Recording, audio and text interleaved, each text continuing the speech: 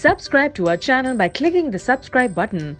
Click the bell button and enjoy the latest uploads from our channel. Hello everyone, स्वागत है आप सभी का हमारे यूट्यूब चैनल सक्सेस थंडर पे। तो आज हम लोग जो पजल सॉल्व करने वाले हैं वो है floor and flat based puzzle. जो लोग एग्जामिनेशंस देते होंगे उन्हें पता होगा कि इस टाइप की पजल क्लर्क के मेंस की एग्जामिनेशंस में भी आ चुकी है। तो चलिए देखते हैं कि हम लोग इस टाइप की पजल को किस तरीके से सॉल्व करना है, क्या कुछ अप्रोच लगानी है और कैसे इसको सॉल्व हो सकता है कम से कम समय में। तो सबसे पहले मैं आपसे रिक्वेस्ट करूंगी कि आप खुद से क्वेश्चन को सॉल्व करिए और आपको कितना समय लगा इस क्वेश्चन को सॉल्व करने में, ये कमेंट सेक्शन में कमेंट करके ज़रूर बताइएगा कि इस क्वेश्चन को आपने खुद से कितने समय में सॉल्व किया है। तो आई होप कि अब तक आप लोगों ने ये हिंदी पार्ट का स्क्रीनशॉट ले लिया होगा। अब मैं आपको शो कर रही हूँ सेम क्वेश्चन इंग्लिश में, इसका भी आप एक बार स्क्रीनशॉट ले लीजिए। उसके बाद हम क्वेश्चन को सॉल्व करना शुरू करते हैं।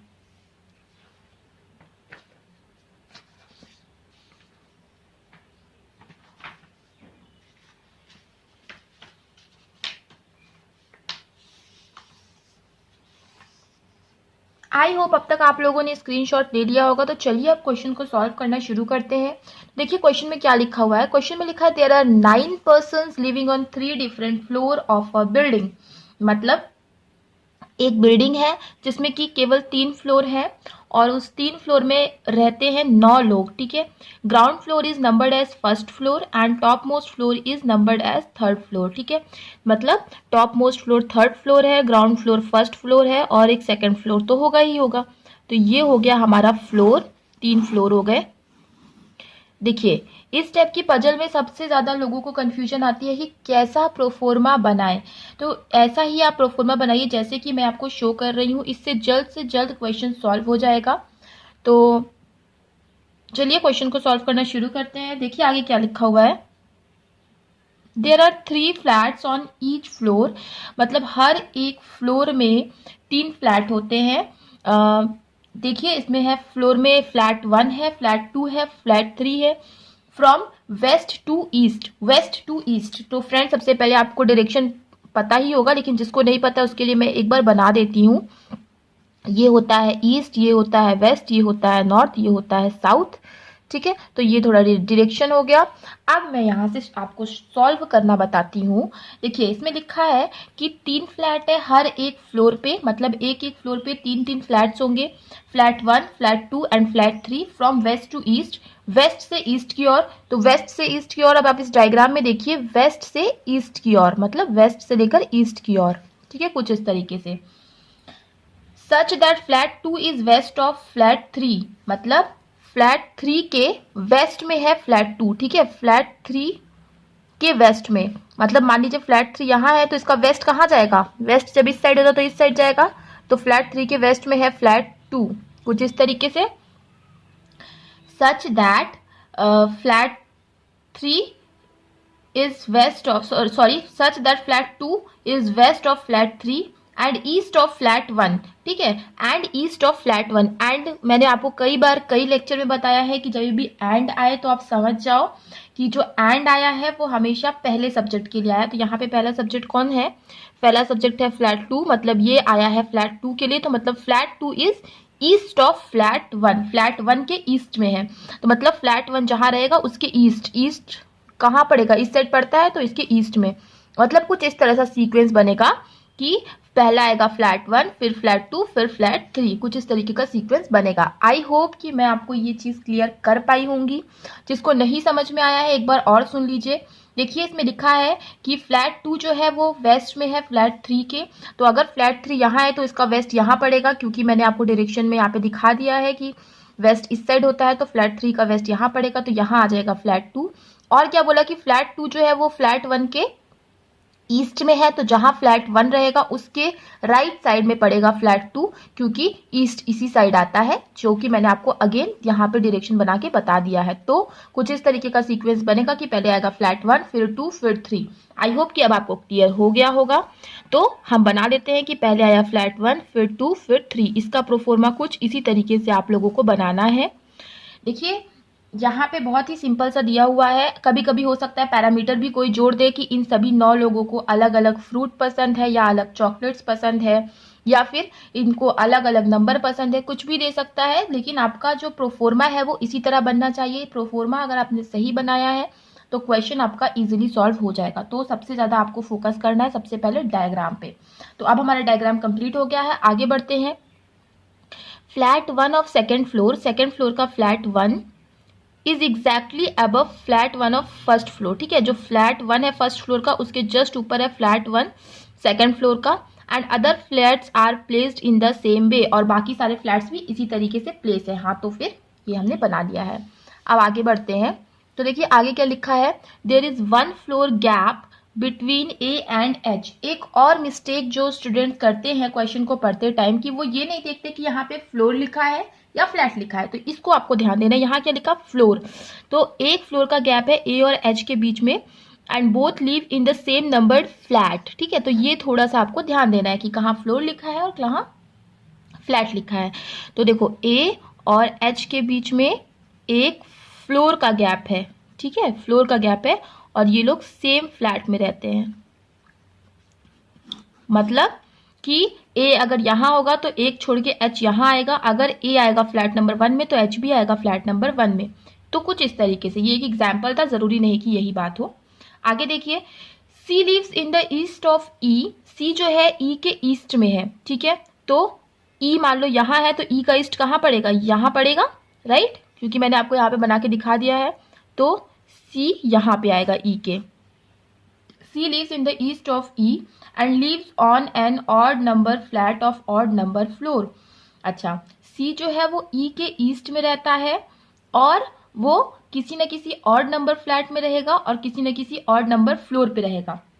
तो देखिए सी क्या है, वो कहीं ना कहीं कहाँ रह रहा है, किसी न किसी ऑड नंबर फ्लोर पे रह रहा है। तो डेफिनेटली या तो सी इस फ्लोर पे रहेगा या तो सी थर्ड फ्लोर पे रहेगा, या तो फर्स्ट या तो थर्ड फ्लोर पे। और क्या बोला, ऑड नंबर फ्लैट पे भी रह रहा है। सी कहाँ रह रहा है, एक ऑड नंबर फ्लैट पे भी रह रहा है। लेकिन अब ऑड नंबर फ्लैट या तो फर्स्ट होंगे या तो थर्ड होंगे, लेकिन फर्स्ट सी इसलिए नहीं रह सकता फर्स्ट फ्लैट पे क्योंकि सी ई के कहीं ना कहीं ईस्ट पे आ रहा है। तो अगर सी को आप फर्स्ट फ्लैट पे बैठा दोगे तो ई के लिए तो कहीं जगह नहीं बचेगी उसके लेफ्ट में बैठने के लिए। तो सी आएगा या तो थर्ड फ्लोर के फ्लैट नंबर 3 पे या तो फर्स्ट फ्लोर के फ्लैट नंबर 3 पे। ठीक है, तो हम दो पॉसिबिलिटी ले लेते हैं। और ई कहीं ना कहीं ई के ईस्ट में आ रहा है। ठीक है, सी कहाँ आ रहा है, ई के कहीं ना कहीं ईस्ट में आ रहा है। तो ई या तो फर्स्ट या तो सेकंड फ्लैट पे रहेगा। आगे बढ़ते हैं। G lives in the south west of E. G जो है वो ई के साउथ वेस्ट पे है। ठीक है, ई यहाँ पे है तो ई का साउथ वेस्ट। अब इस डायग्राम पे देखिए आप, साउथ ये है और वेस्ट ये है। ठीक है, तो साउथ वेस्ट कहीं ना कहीं ये पड़ेगा। तो क्या बोला है कि जी जो है, G lives in the south west of E. G जो है ई के साउथ वेस्ट पे। ठीक है, तो जी कहाँ रहेगा, कुछ कहीं ना कहीं यहाँ पे रहेगा। तो देखिए जी अगर इसके साउथ वेस्ट पे रहेगा मतलब कहीं ना कहीं यहाँ रहेगा, ना तो यहाँ ना तो यहाँ। तो इसका मतलब कि ई कहीं ना कहीं सेकेंड ही फ्लैट में आएगा, और वो भी फर्स्ट फ्लोर के नहीं थर्ड फ्लोर के, क्योंकि अगर फर्स्ट फ्लोर पे अगर आप ई को रख लेते हो तो इसके साउथ वेस्ट पे और कहीं जगह तो है नहीं जहाँ पे जी आ सके। तो ई कहाँ आएगा, थर्ड फ्लोर के सेकंड फ्लैट पे। तो ये वाली पॉसिबिलिटी तो हमारी खराब हो गई, ये पॉसिबिलिटी अब नहीं बनेगी।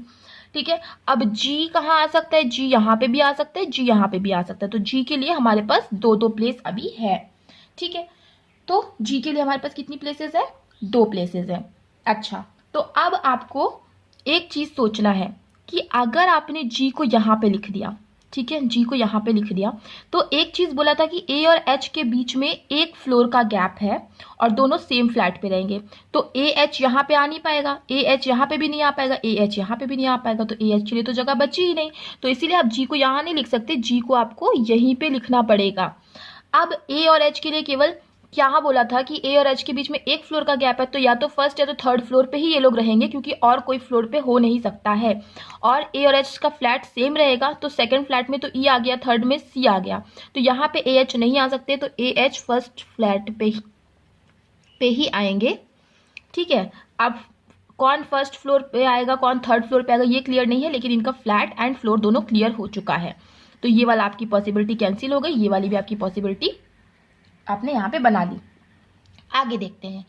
P lives in the east of G. G के ईस्ट में कहीं ना कहीं पी रहेगा। जी का ईस्ट मतलब जी यहाँ है तो इसका ईस्ट यहाँ आएगा। ये देखिए इस डायग्राम में कि ईस्ट कहाँ आता है, इस साइड आता है, तो जी के ईस्ट में पी रहेगा। तो या तो फिर पी यहाँ रहेगा या तो फिर पी यहाँ रहेगा, ठीक है। P lives in the east of G but not live in the same numbered flat with C. लेकिन वो सी के फ्लैट सेम फ्लैट में नहीं रहेगा। तो सी, जिस फ्लैट में सी रहता है, जिस फ्लैट नंबर में सी रहेगा उस फ्लैट नंबर में पी नहीं रहेगा। तो पी के लिए एक ही जगह बचेगी कि पी आप यहाँ लिख दो। B lives in the north east of D. B जो है वो डी के नॉर्थ ईस्ट पे आएगा। तो नॉर्थ ईस्ट मतलब नॉर्थ यहाँ है, ईस्ट यहाँ है, नॉर्थ ईस्ट क्या होगा, ये होगा। तो डी के नॉर्थ ईस्ट यहाँ पे कौन आएगा, बी आएगा, ठीक है। डी के नॉर्थ ईस्ट में आएगा B. And A does not live in the west of F. F के वेस्ट में ए नहीं रहेगा, ठीक है। एफ के वेस्ट में ए नहीं रहेगा। अच्छा देखो, डी के नॉर्थ ईस्ट में कौन रहेगा, बी रहेगा। तो अगर आप डी को यहाँ रखोगे तो डी का नॉर्थ ईस्ट में बी को बैठाने के लिए कोई जगह नहीं। डी को अगर आप यहाँ रखोगे तो अगेन डी के नॉर्थ ईस्ट में बी को बैठाने के लिए कोई जगह नहीं। लेकिन अगर आपने डी को यहाँ पे रखा तो डी के नॉर्थ ईस्ट में बी को बैठाने के लिए ये एक जगह अभी है, ठीक है। अब क्या बोला, A does not live in the west of F. A जो है अब एफ के वेस्ट में नहीं बैठेगी, तो एफ तो केवल एक ही जगह बची है और एफ के लिए भी एक ही जगह बची है। अब देखो ये बोला कि ए जो है वो एफ के वेस्ट में नहीं आएगा, तो एफ का वेस्ट तो ये होगा, तो मतलब यहाँ ए नहीं आएगा, तो यहाँ कौन आ जाएगा, एच आ जाएगा। तो अब ए के लिए ये जगह बची, यहाँ पे आ जाएगा ए। देखो बेसिकली ये क्वेश्चन आपका अब सॉल्व हो चुका है, यही आपका फाइनल अरेंजमेंट बनेगा। तो ये जो अरेंजमेंट था वो बेसिकली क्या था, डायरेक्शन सेंस का था और फ्लैट एंड फ्लोर अरेंजमेंट था। तो इसी तरीके से पूछा जाता है एग्जाम में फ्रेंड्स, ज़्यादा टफ नहीं होता है, इजीली सॉल्व कर सकते हो आप। थोड़ा सा आपको कंसंट्रेट करने की ज़रूरत है। तो आई होप कि आपको मेरा आज का लेक्चर पसंद आया होगा, क्वेश्चन पसंद आया होगा, सॉल्व करने की टेक्निक पसंद आई होगी, चीज़ें क्लियर है। तो वीडियो को लाइक करिएगा, शेयर करिएगा, और अगर चैनल पे पहली बार आए हैं तो चैनल को सब्सक्राइब करना मत भूलिएगा। मिलते हैं अपने नेक्स्ट वीडियो में। Thank you so much for watching.